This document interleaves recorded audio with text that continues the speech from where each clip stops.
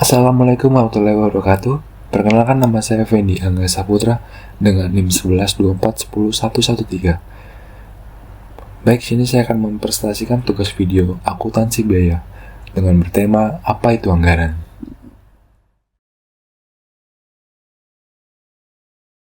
Sebelumnya kita harus kenal dulu ya, apa itu anggaran. Jadi anggaran adalah rencana keuangan yang disusun secara sistematis untuk suatu periode tertentu, biasanya 1 tahun, yang membuat perkiraan pendapatan dan pengeluaran. Tujuan utama dari anggaran adalah untuk mengatur sumber daya keuangan agar dapat digunakan secara efektif dan efisien. Dan biasanya yang membutuhkan anggaran organisasi itu cukup banyak. Tergantung jenis organisasinya. Biasanya pengurus organisasi dia juga pakai anggaran. Departemen, bidang di dalam organisasi pakai juga. Anggota organisasi itu penting, dan donatur atau sponsor. Lanjut, dan apa saja fungsi anggaran? Secara umumnya, fungsi anggaran itu terbagi menjadi 5. Yang pertama itu perencanaan, dan yang kedua pengendalian, yang ketiga evaluasi kerja, dan yang terakhir itu koordinasi. Oke, kita bahas yang pertama. Yang pertama itu perencanaan.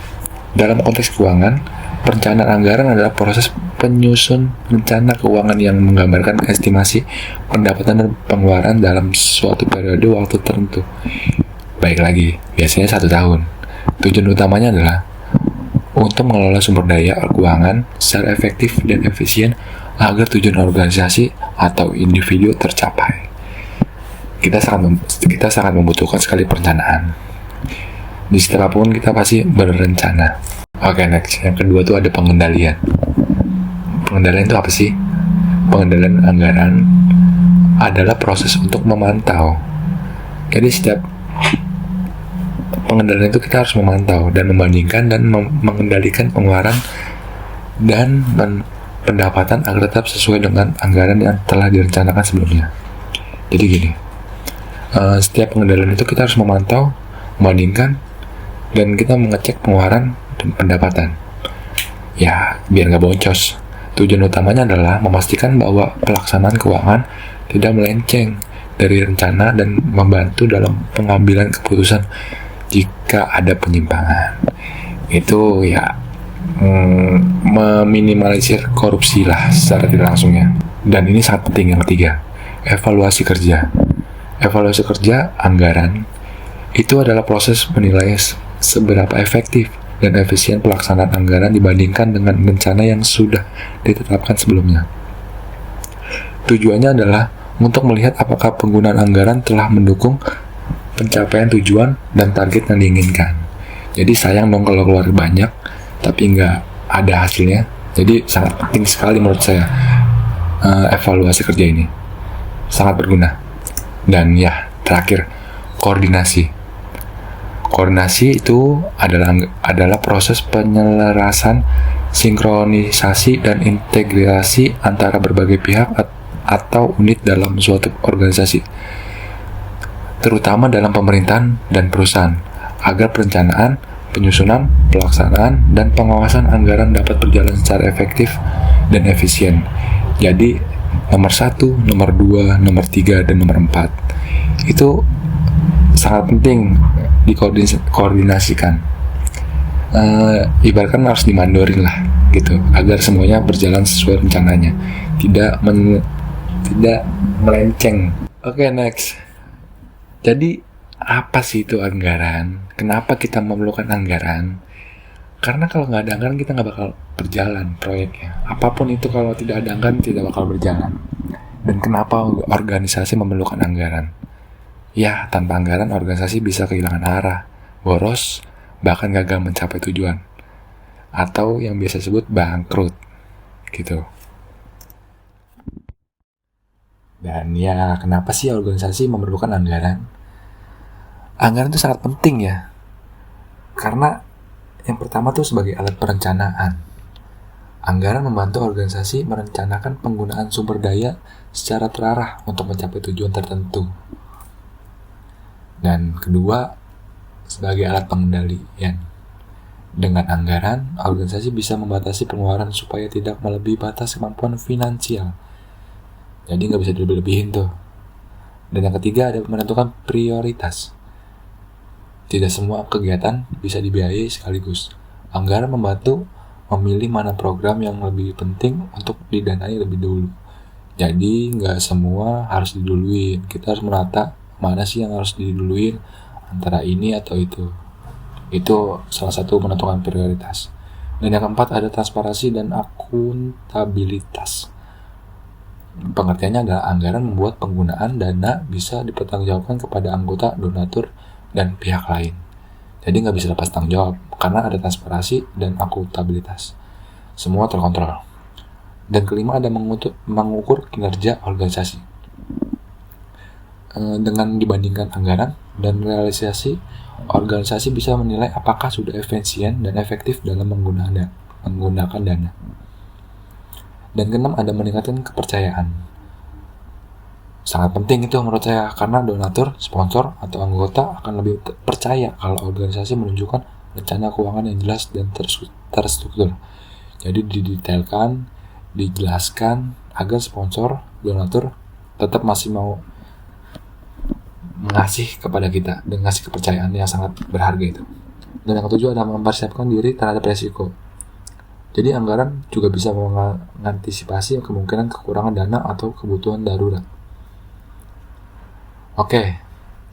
Dan apa yang bisa terjadi kalau organisasi tidak punya anggaran? Ini sangat bahaya sekali. Yang pertama akan terjadi kegiatan tidak terarah. Jadi acak-acakan. Organisasi bisa kebingungan menentukan kegiatan apa yang harus dilakukan karena tidak ada rencana biaya yang jelas. Dan kedua ada pemborosan uang. Karena tidak ada batasan pengeluaran, organisasi bisa boros menggunakan dana untuk hal yang tidak penting. Ini yang menyebabkan bangkrut, balik lagi ya. Jadi harus ada perencanaan uang. Dan yang ketiga ada kegiatan berhenti di tengah jalan. Kalau pengeluaran tidak diatur, bisa jadi dana habis sebelum semua program selesai. Nah, perencanaan itu sangat penting, baik lagi. Yang keempat ada konflik internal. Jadi tanpa anggaran yang jelas, pengurus bisa saling menyalahkan saat ada masalah keuangan. Dan yang kelima ada susah mendapatkan donatur atau sponsor. Karena itu, kita kurang kepercayaan, tidak memberikan detail pengeluaran atau pemasukan, jadi donatur ragu untuk ngasih sponsor ke kita. Dan yang keenam ada tidak bisa dipertanggungjawabkan ketika diminta laporan keuangan, tidak ada. Organisasi kesulitan menjelaskan penggunaan dana, entahlah itu dipakai untuk apa. Ini bisa merusak reputasi. Dan yang ketujuh ada resiko hukum. Untuk organisasi berbadan hukum tidak membuat dan melaporkan anggaran bisa melanggar aturan pemerintah. Dan terjadi sekali banyak kasus organisasi pemuda maju bersama. Contoh yang terjadi di belakangan ini. Ada mereka sewa panggung tanpa hitung-hitungan. Ternyata biayanya sangat mahal. Terus yang kedua ada promosi acara dilakukan asal-asalan. Mencetak spanduk mahal tanpa mencari opsi lebih murah. Mereka nggak penting harga, yang penting jadi aja. Makanya terjadilah pembengkakan keuangan. Saat acara makin dekat, uang kas habis, padahal biaya penting seperti sewa sound, sistem, dan hadiah lomba belum dibayar. Yaitu, baik lagi. Karena tidak ada perencanaan, maka ya uang yang kepake tidak terarah jelas. Tidak mementingkan yang lebih, mana yang kepake, mana yang enggak.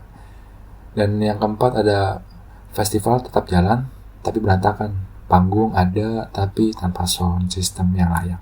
Kan seperti tidak enak ya. Kita nonton konser tapi tidak ada soundnya, cuman suara kecil. Akibatnya ya nama organisasinya jadi jelek di mata warga. Kita udah bayar mahal, tapi acara seperti itu. Apakah nggak kecewa? Apakah nggak puas kita dengan acara mereka? Pasti dong. Reputasi mereka pasti bakal turun. Yang kedua juga ada sulit mendapatkan sponsor untuk acara berikutnya. Jadi kalau saya mau buat event untuk next event, mungkin itu susah sekali untuk mendapatkan sponsor karena ya itu namanya udah jelek, terus pengeluaran tidak jelas, ketika dimintakan secara detail keuangan, pemasukan, segala macam, tidak bisa menjelaskan. Makanya susah sekali untuk mendapatkan sponsor. Yang ketiga, ada kepercayaan anggota hilang dan beberapa pengurus memilih mundur. Panitia event bakal memilih lah acara yang jelas mana enggak, dan dia pasti bakal kapok dengan acara yang tidak jelas, pasti tidak bakal berurusan lagi dengan acara yang tidak jelas. Kesimpulan dari kasus ini, menurut saya kalau saja sejak awal maju bersama membuat anggaran, mereka bisa memperkirakan biaya total, bisa mengatur prioritas mana yang harus didahulukan, bisa mencari sponsor sejak awal untuk menutup kekurangan dana, dan yang terakhir adalah menghindari konflik dan menjaga kepercayaan anggota. Baik, mungkin sekian yang bisa saya jelaskan dan saya presentasikan untuk video yang bertema apa itu anggaran dan kenapa sih organisasi memerlukan anggaran. Karena itu sangat penting sekali. Anggaran, organisasi, tadi sudah saya jelaskan apa itu anggaran dan kenapa organisasi memerlukan anggaran. Baik, mungkin sekian dari saya tutup. Wabillahi taufiq wal hidayah. Wassalamualaikum warahmatullahi wabarakatuh.